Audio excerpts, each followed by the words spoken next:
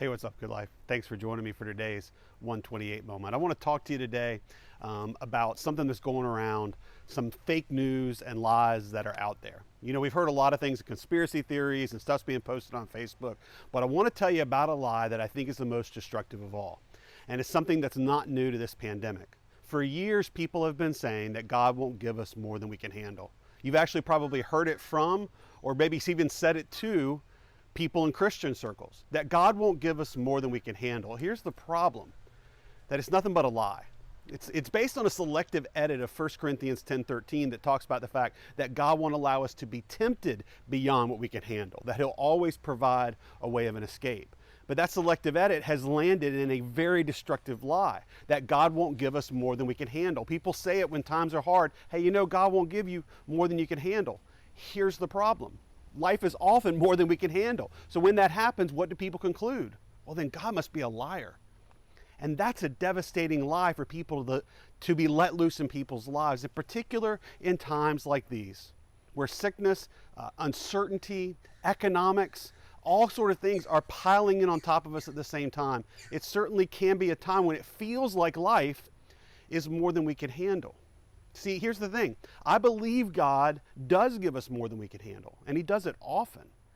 If you look at Paul's life, the same person who wrote 1 Corinthians 10:13 also wrote in 2 Corinthians, he wrote this, he says, "For we do not want you to be unaware, brothers, of the affliction we experienced in Asia." Get this, "For we were so utterly burdened beyond our strength that we despaired of life itself. Indeed, we felt that we had received the sentence of death."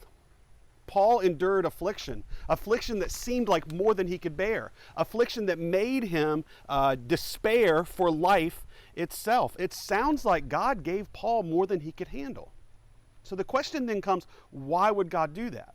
If that statement, God won't give you more than you can handle, is a lie, it's not enough just to reveal the error. We have to also understand the reason for the truth. God does give us more than we can handle, but there's a reason behind it.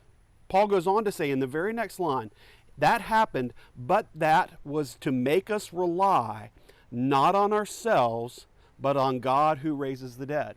This happened in his life. This affliction that made him despair for life itself happened to him. He knew it so that he would not rely on himself, but he would rely on the God who has the power to raise the dead. Life was more than Paul could handle, but he knew the one who could handle no matter what happened in his life. He goes on to say this in verse 10, "He delivered us from such a deadly peril, and He will deliver us.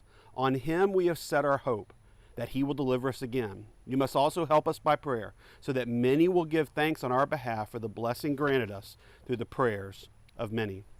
When life is smooth, when we think life is something we can handle, we can quickly forget our need for God. We can quickly forget our desperate need for Him in every circumstance. I stand outside today to remind us that we desperately need the air that we breathe. We desperately need the sun that He provides. We desperately need food to work. We desperately need our bodies to function. And He holds all of the universe together by the will of His word.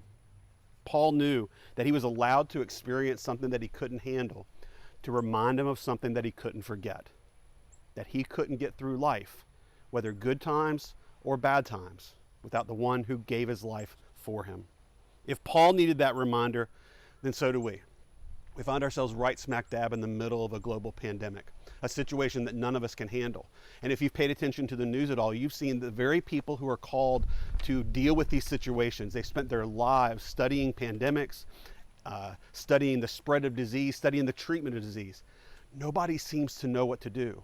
We're all experiencing something we can't handle. We have been given a global reminder that we can't handle this life. But I believe that's an opportunity for us in the midst of this global reminder to proclaim the good news, that God does give us more than we can handle, and that our very sin is the thing we can't handle the most. That there is a separation between us and God that we cannot bridge, a chasm that we cannot cross. But God made a way where there was no way. In the midst of this global pandemic, where life is certainly more than we can handle, we have an opportunity to do what we've been called to do, to love enough to share the good news. So let's be a people who don't just stand up against the lie, that God won't give you more than he can handle. Let's talk about the God who handled the sin that we could never bear. I think that's really good news to encourage me today. I hope it encourages you today, and I hope you'll take time today to share that good news with somebody else. I love you guys. I miss you guys. Look forward to the time when we can gather together again, and we'll see you tomorrow at 128.